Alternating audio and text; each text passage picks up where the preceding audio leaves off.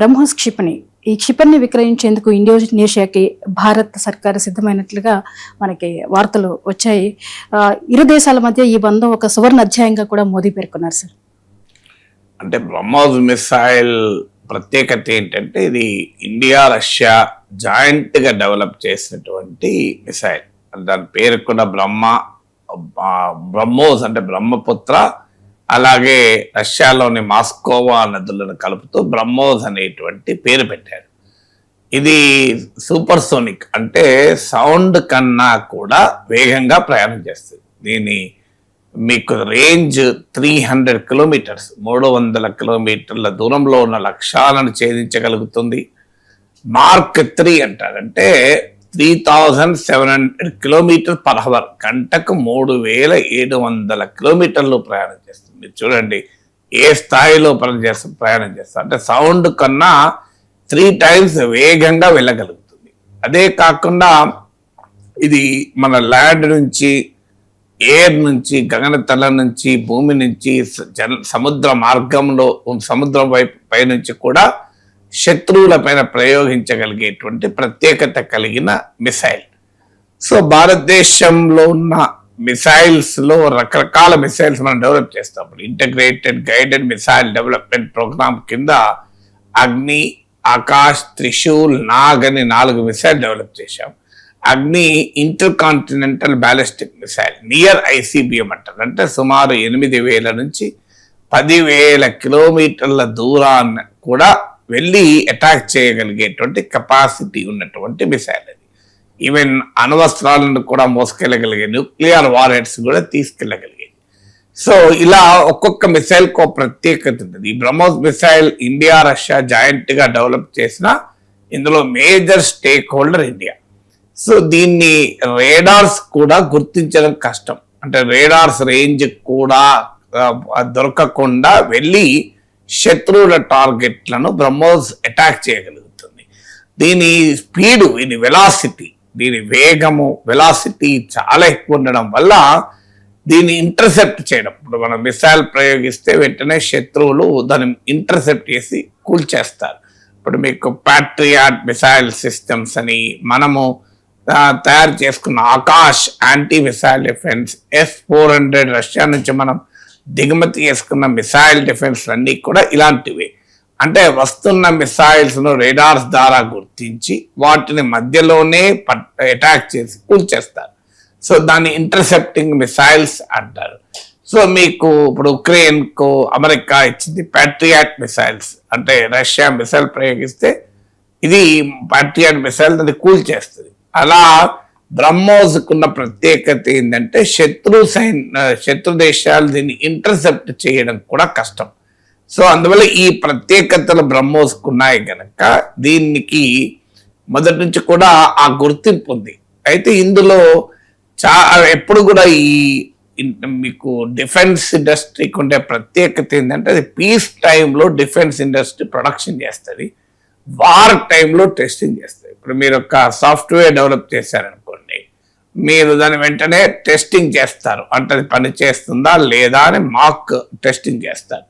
అలాగే మీకు ఇప్పుడు ఈ మైక్ ఉంది, మైక్ మనం పెట్టుకోవడంతో మీరేమన్నారు, టెస్ట్ చేయండి సార్ మైక్ ఒకసారి అన్నారు. నేను అలో అలో అలో అలో అన్నాను, వాళ్ళు అక్కడ టెస్ట్ చేశారు. సో కానీ మీ ఈ డిఫెన్స్ ఎక్విప్మెంట్ అంటే ఆయుధాలను అలా టెస్ట్ చేయలేము. మీకు బ్రహ్మోస్ మిసైల్ ఉందనుకోండి, దాన్ని ఎవరి మీద ప్రయోగిస్తాం టెస్టింగ్కు. సో వార్ వస్తే తప్ప ఈ డిఫెన్స్ ఎక్విప్మెంట్ టెస్ట్ కాదు. అందుకే మిలిటరీ ఇండస్ట్రీ, మీకు అమెరికాలో ఉన్న military industrial complexes, Lockheed Martin ఇలాంటివన్నీ ఎప్పుడు యుద్ధాలు వస్తాయని చూస్తూ ఉంటాయి. యుద్ధాలు వచ్చినప్పుడేనే ఆయుధాలు టెస్ట్. ఇటీవల పాకిస్తాన్ మనకు జరిగినటువంటి యుద్ధంలో కూడా చైనా తన ఆయుధాలు కొన్ని టెస్ట్ చేసుకున్నది. అలా ఇండియా కూడా టెస్ట్ చేసుకున్నది. అందువల్ల ఇటీవల ఆపరేషన్ సింధూర్ టైంలో బ్రహ్మోస్ మిసైల్ ను ఇండియా వాడింది. అది అద్భుతమైన విజయాన్ని సాధించింది. మీరు వీడియోలకు కూడా చేయబడి నూర్ఖాన్ ఎయిర్ బేస్ పైన అమెరికా భారతదేశం అటాక్ చేసింది. ఈ నూర్ఖాన్ ఎయిర్ బేస్ ఏంటంటే ఇది పాకిస్తాన్ న్యూక్లియర్ ఆర్సెనల్, పాకిస్తాన్ అణ్వస్త్రాలు దాచిపెట్టిన ప్లేస్ కు దగ్గరలో. ఈవెన్ అసీం మునీర్ కూడా నూర్ఖాన్ ఎయిర్ బేస్ లోనే దిగుతాడు. సో అంత స్ట్రాటజికల్లీ ఇంపార్టెంట్ ఉన్న ఎయిర్ బేస్ ను గార్డింగ్ కూడా, అంటే రక్షణ భద్రత కూడా చాలా బలంగా ఉంటుంది. కానీ ఆ భద్రతా వలయాన్ని ఛేదించి మన నూర్ఖాన్ ఎయిర్ బేస్ ను, ఇతర ఎయిర్ బేస్ని బ్రహ్మోస్ మిసైల్ తోని అటాక్ చేశాం. Even Shahbaz Sharif Pakistan prime minister కూడా చెప్పాడు, నాకు ఎర్లీ అవర్స్ లో 2 o'clock 1 o'clock 2 o'clock Asim Munir phone చేసి ఇట్లా నూర్ఖాన్ ఎయిర్ బేస్ కూడా అటాక్ గురైందని ఇన్ఫార్మ్ చేశారు అని. సో నూర్ఖాన్ ఎయిర్ బేస్ ని అటాక్ చేసినప్పుడు అసలు వాళ్ళకి అర్థం కూడా కాదు ఏం జరిగిందో అనేది. పాకిస్తాన్ కు అర్థం కూడా కాదు ఏం తాకింది, దేంతో ఇండియా అటాక్ చేసింది అని. సో అందువల్ల మనం ఈ బ్రహ్మోస్ మిసైల్ ను సుకోయ్ 30 రష్యా నుంచి దిగుమతి చేసుకొని ఇండియాలో డెవలప్ చేసినటువంటి యుద్ధ విమానం ఇది సుకోయ్ 30. అలాగే మన లైట్ కంబాట్ ఎయిర్క్రాఫ్ట్ తేజస్ యుద్ధ విమానాల ద్వారా ఈ మనము ప్రయోగించగలిగేటువంటి అస్త్రా మిసైల్ కూడా ఇప్పుడు బ్రహ్మోస్ తో పాటు ఆ అస్త్రా మిసైల్ ని కూడా మనం ఇప్పుడు ఇండోనేషియాకి అమ్ముతున్నాం. దాని ప్రత్యేకత కూడా చెప్తాను. సో ఈ బ్రహ్మోస్ మిసైల్ ఆపరేషన్ సింధూర్ టైంలో టెస్టింగ్ కావడం వల్ల ప్రపంచానికి అర్థమైంది బ్రహ్మోస్ యొక్క ప్రత్యేకత ఏంటి అని. ఇప్పుడు రష్యా నుంచి మనం S-400 దిగుమతి చేసుకున్నాం, అమెరికా నుంచి తీవ్రమైన ఆంక్షల్ని ఎదుర్కొని దిగుమతి చేసుకున్నాం. అంటే America countering American adversaries through sanctions act కార్సా చట్టం కింద మన పైన ఆంక్షలు పెడతామని బెదిరించారు. మన పైన కాదు, చైనా తుర్కీలకు కూడా రష్యా నుంచి S-400 మిసైల్ డిఫెన్స్ సిస్టమ్ కొంటే ఆంక్షలు పెట్టారు కూడా, మన పైన కూడా పెట్టారు. కానీ టైంకు లాస్ట్కు వేవర్ ఇచ్చారు మనకు. సో ఇలాంటి ఈ S-400 యాంటీ మిసైల్ డిఫెన్స్ ఇలా అద్భుతంగా పనిచేసింది. ఆపరేషన్ సింధూర్ టైంలో మనకు ఒక రక్షణ కవచంగా పనిచేసింది. మన ఎయిర్ ఫోర్స్ నాయకులు కూడా దీన్ని స్పష్టంగా చెప్పారు. ఇప్పుడు రష్యా నుంచి దాని అప్డేటెడ్ వర్షన్ అయిన S-500 కూడా మనం కొనబోతున్నాం. సో ఇవాళ S-400 కు ప్రపంచం అంతా హెవీ డిమాండ్ వచ్చేసింది. ఎందుకు? ప్రూవెన్, అలా యుద్ధ భూమిలో ప్రూవెన్ టెక్నాలజీస్ కు డిమాండ్ ఉంటుంది. అలా బ్రహ్మోస్ మిసైల్ కూడా ప్రూవెన్ టెక్నాలజీగా నిలబడింది. బ్రహ్మోస్ తో పాటు ఇప్పుడు నేను ఇంతకుముందు చెప్పినట్లు అస్త్రా మిసైల్ కూడా ఈ ఆపరేషన్ సింధూర్లో మనం ఉపయోగించాం. బ్రహ్మోస్ ఇప్పటికే మనం దీన్ని ఎక్స్పోర్ట్ చేస్తున్నాం. ఇప్పుడు Indonesia the third country. $630 million తో ఈ deal prime minister Modi Indonesia పర్యటన సందర్భంగా కుదిరింది. సో $630 million తో ఒక మల్టీ లెవెల్ అంటే ఒక విస్తృతమైన వ్యూహాత్మక ఒప్పందం, మల్టీ లెవెల్ స్ట్రాటజిక్ అగ్రిమెంట్ ను మనం ఇండోనేషియాతో కుదుర్చుకున్నాం. ఇప్పటికే Philippines the first country to buy BrahMos missile. $375 million తో ఫిలిప్పీన్స్ బ్రహ్మోస్ మిసైల్స్ కొనుక్కున్నది. తర్వాత వియత్నాం ద సెకండ్ కంట్రీ మీకు ఈ మిసైల్ కొన్నది. ఇప్పుడు థర్డ్ కంట్రీ ఇండోనేషియా. సో అందువల్ల third country to buy India's BrahMos. ఇప్పుడు మన పొరుగునున్న పాకిస్తాన్ ఏమో వాడు అమెరికా నుంచో చైనా నుంచో తుర్కీ నుంచో వాడు కొనుక్కుంటున్నాడు. మనమేమో మనం సొంతగా తయారు చేసి ప్రయోగించి విజయం సాధించడమే కాకుండా మన సామర్థ్యాన్ని ప్రపంచానికి చాటి ప్రపంచ దేశాలకు ఎగుమతి చేసే దశకు మనం చేరుకున్నాం. అఫ్ కోర్స్ ఇండియా ఇంపోర్ట్ చేసుకుంటలేదా అంటే still India is the largest, ప్రపంచంలోనే అత్యధికంగా రక్షణ దిగుమతులు చేసుకునే దేశాల్లో ఇండియా టాప్ లో ఉంటుంది. మీకు Stockholm international peace research institute SIPRI నివేదిక ప్రకారం కూడా. కానీ అదే సమయంలో మనం ఎక్స్పోర్ట్ చేయడం కూడా మొదలు పెట్టాం. అందువల్ల బ్రహ్మోస్ అనేది ఇటీవల లక్నోలో ప్రత్యేకంగా ఈ ఎక్స్పోర్ట్స్ కొరకే బ్రహ్మోస్ ప్రొడక్షన్ సెంటర్ కూడా తెరిచారు లక్నోలో. సో ఇతర చోట్ల ఇప్పటికే ఉంది. సో అందువల్ల it's a very significant, India's defence exports కి ఒక సిగ్నిఫికెంట్ థింగ్. ఎందుకంటే ప్రపంచంలో defence industry is one of the booming industry. ఎందుకంటే ప్రపంచంలో ఉన్న జియో పొలిటికల్ టెన్షన్స్ రీత్యా కానీ, ప్రపంచంలో ఉన్న సెక్యూరిటీ ఎన్విరాన్మెంట్ రీత్యా కానీ, మనం ప్రపంచంలో అనేక ప్రాంతాల్లో ఈ మిలిటరీ ఉద్రిక్తతలు చూస్తున్నాం కనుక డిఫెన్స్ ఇండస్ట్రీలో ఇప్పుడు America, UK, France, Russia, China, Israel లాంటి దేశాలే ఉన్నాయి. సో ఇప్పుడు ఆ దేశాల సరసన భారతదేశం కూడా చేరడం అనేది ఒక గర్వకారణం ఖచ్చితంగా. అందులో ఇది కుదిరిన ఇప్పుడు ఇండోనేషియా, ఇంతకుముందు నేను చెప్పాను మీకు బ్రహ్మోస్ మిసైల్స్ కొంటున్న ఇతర 2 దేశాలు ఫిలిప్పీన్స్, వియత్నాం. ఈ 3 కూడా సౌత్ ఈస్ట్ ఏషియా అంటారు, ఆగ్నేయ ఆసియా దేశాలు ఇవన్నీ కూడా. ఇండో పసిఫిక్ ప్రాంతం అంటాం. ఇటీవల అమెరికా దాని పేరు మార్చి ఇండియాని తీసిపడేసింది. కానీ అమెరికా తీసిపడేస్తే మన పలుకుబడి తగ్గడానికి ప్రూఫ్ ఇది. సో సౌత్ ఈస్ట్ ఏషియా అనేది మన ఎక్స్టెండెడ్ నైబర్హుడ్. ఇప్పుడు మన సౌత్ ఏషియా ఇండియా ఉన్న రీజన్ అయితే, సౌత్ ఈస్ట్ ఏషియా అనేది ఇండియాకి ఎక్స్టెండెడ్ నైబర్హుడ్, కీలకమైన ఇండో పసిఫిక్ ప్రాంతం ఇది. సో అందువల్ల ఈ ప్రాంతంలో మనకు ఇప్పుడు కేవలం ఇండోనేషియాకు మనము ఆ బ్రహ్మోస్ అమ్మడమే కాదు, దానివల్ల కలిగేటువంటి అనుబంధం ఎక్కువ ఉంటుంది. మీకు ఒకసారి ఒక డిఫెన్స్ డీల్ కుదిరితే దానికి ఏదో ఇన్ని డబ్బులు ఇచ్చడు, $630 బిలియన్ మన బ్రహ్మోస్ ఇవ్వడమే కాదు, ఈ 2 దేశాల మధ్య డిఫెన్స్ ఎక్స్పోర్ట్స్ ఇంపోర్ట్స్ అగ్రిమెంట్ కుదిరితే ఆ దేశాల మధ్య ఒక స్ట్రాటజిక్ అలియన్స్ కూడా, ఒక వ్యూహాత్మక బంధం కూడా పెరుగుతుంది. ఇప్పుడు మనం ఫ్రాన్స్ నుంచి రఫేల్ లాంటి యుద్ధ విమానాలు కొంటున్నాం. సో ఇండియాకు ఫ్రాన్స్కు మధ్య స్ట్రాటజిక్ రిలేషన్షిప్ ఉంది. అమెరికా నుంచి కొంటున్నాం, అమెరికాకు ఇండియాకు మధ్య స్ట్రాటజిక్ రిలేషన్షిప్. రష్యా నుంచి మనం అతిపెద్ద డిఫెన్స్ మన రక్షణ దిగుమతుల్లో అత్యధికం రష్యా నుంచి. ఒకప్పుడైతే 75% కూడా రష్యా నుంచి కొనేవాళ్ళం, ఇటీవల తగ్గాయి. సో రష్యాకు ఇండియాకు ఉన్న ఫ్రెండ్షిప్ ఎంత గట్టి చూడండి. ఆ డిఫెన్స్ పార్ట్నర్షిప్ పునాదుల పైన మన ఇన్ని ఒత్తిళ్ళు వచ్చినా కూడా మన రష్యన్ ఆయిల్ దాదాపు కొన్నాం. 1-2 సార్లు కాస్త అమెరికా ఒత్తిడికి మన ప్రభుత్వం తల వంచినా ఓవరాల్ గా రష్యన్ ఆయిల్ కొన్నాం. ఎందుకు కొనగలిగాం? ఇరాన్ నుంచి ఆయిల్ కొనడం మానేశాం ట్రంప్ ఒత్తిడికి. రష్యా నుంచి కొన్నాం, ఎందుకంటే దానికి పునాదిగా ఉన్నది డిఫెన్స్ పార్ట్నర్షిప్. ఇప్పుడు కాదు, సోవియట్ యూనియన్ కాలం నుంచి ఇండియాకు రష్యాకు మధ్య ఆ పార్ట్నర్షిప్ ఉన్నది.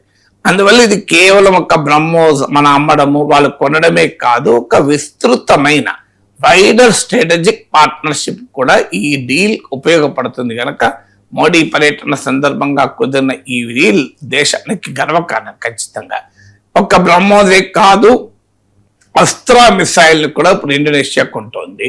సో అస్త్రా మిసైల్ అనేది 100 కిలోమీటర్స్ రేంజ్ ఉన్న ఎయిర్ టు ఎయిర్ మిసైల్. మీకు దీన్ని మనము సుఖోయ్ 30 ఇంతకుముందు చెప్పాను, సుఖోయ్ 30 యుద్ధ విమానాల నుంచి, అలాగే తేజస్ ఇది indigenously made, Sukhoi 30 Russian made, ఇండియాలో కో ప్రొడక్షన్ జరుగుతుంది.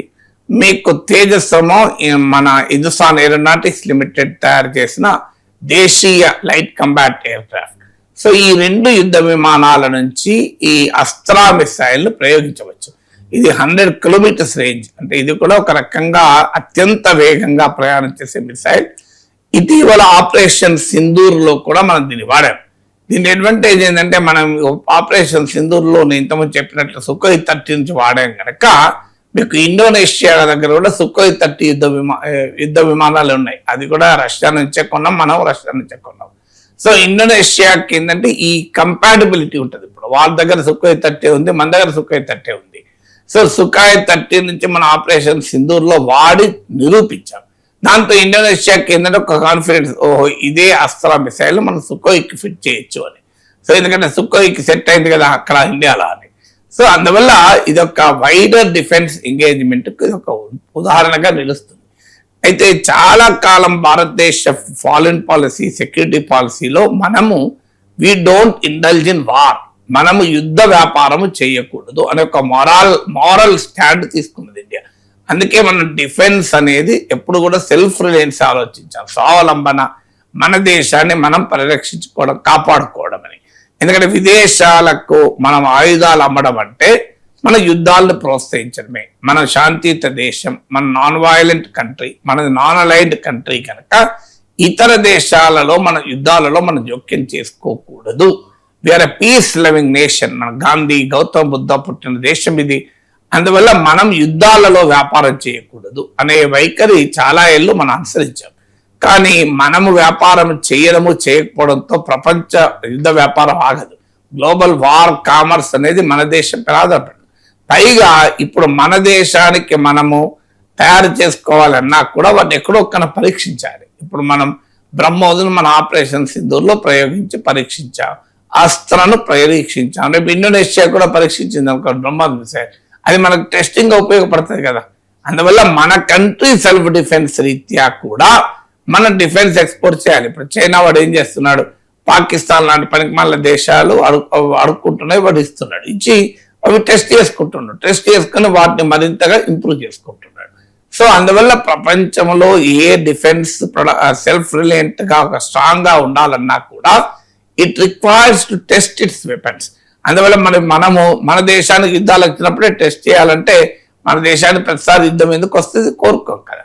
ప్రపంచంలో ఎక్కడ యుద్ధాలు జరిగినా మన డిఫెన్స్ ఎక్విప్మెంట్ టెస్ట్ అయితే అది మన రక్షణకు కూడా ఉపయోగపడుతుంది. ఇప్పుడు అమెరికా ఉంది, F-16 యుద్ధ విమానాలు మనకిచ్చింది, ఇంకో యుద్ధ విమానాలు పాకిస్తాన్కి ఇచ్చింది, F-35 విమానాలు ఇచ్చింది. ఇవన్నీ కూడా ప్రపంచంలో అందరూ వాడడం వల్ల టెస్ట్ అవుతూనే ఉంటాయి.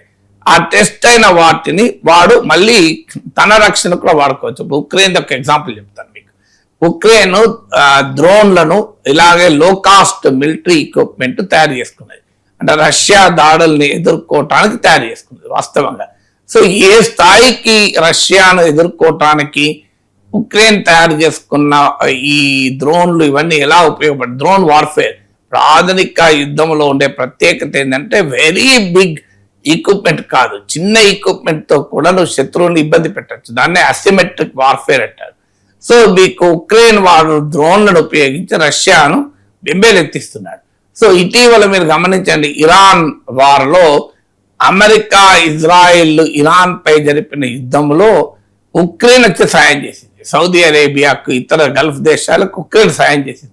అంటే ఇరాన్ నుంచి వచ్చే దాడుల్ని ఎదుర్కోవటానికి రక్షించుకోవటానికి సౌదీ యుఏఈ లాంటి దేశాలకు ఉక్రెయిన్ సహకరించింది, సప్లై కూడా చేసింది. ఉక్రెయిన్ ప్రెసిడెంట్ జెలెన్స్కీ కూడా ఈ దేశాలకు పర్యటించాడు.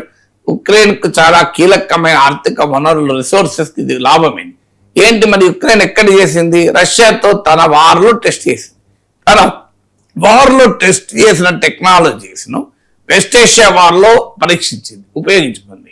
మళ్ళీ దాన్ని అప్డేట్ చేసుకొని మళ్ళీ రష్యాతో తన వార్లో ఉపయోగించుకుంటుంది. అందువల్ల సెల్ఫ్ రిలిజెంట్ గా ఒక దేశం ఉండాలి అన్నదానికి కూడా ఎక్స్పోర్ట్స్ ఉపయోగపడుతుందని ఇటీవల కాలంలో భారత ప్రభుత్వం కూడా గుర్తించింది. అందువల్ల డిఫెన్స్ లో మనము ఎక్స్పోర్ట్స్ కూడా ఒక ప్రాధాన్యత ఇస్తున్నాం. భారతదేశం కూడా ఒక బలమైన డిఫెన్స్ ఎక్స్పోర్టింగ్ నేషన్ గా ఉండాలి. ఎందుకంటే ప్రపంచంలో ఒక దేశ పలుకుబడిని కేవలం ఎకానమీయే డిసైడ్ చేయదు, కేవలం కల్చరే డిసైడ్ చేయదు. అనేక అంశాలు కలిసి ఉంటాయి, అందులో మిలిటరీ కీలకమైనది. ఇవాళ అమెరికన్ డాలర్ కన్నా మీకు ప్రపంచంలో ఇవాళ అమెరికా డాలర్కి ఈ రకమైన పవర్ ఉండడానికి కారణం ఏంటి, అమెరికన్ మిలిటరీ ఇండస్ట్రీ. అమెరికాకి మిలిటరీ ఆధిపత్యం లేకపోతే అమెరికా కరెన్సీకి ఆధిపత్యం ఉండేదే కాదు, అమెరికన్ ట్రేడ్ కి ఆధిపత్యం ఉండేదే కాదు. ప్రపంచంలో ట్రేడ్ డామినేషన్ అయినా కరెన్సీ అమెరికా చేయగలుగుతుందంటే మిలిటరీ ఇండస్ట్రీ వల్ల. అందువల్ల యుద్ధోన్మాద దేశంగా ఉండాల్సిన అవసరం లేదు, కానీ అదే సమయంలో యుద్ధ సామర్థ్యం కలిగిన దేశంగా భారతదేశం ఉండాలి కనుక ఖచ్చితంగా BrahMos development export is a significant step towards that direction.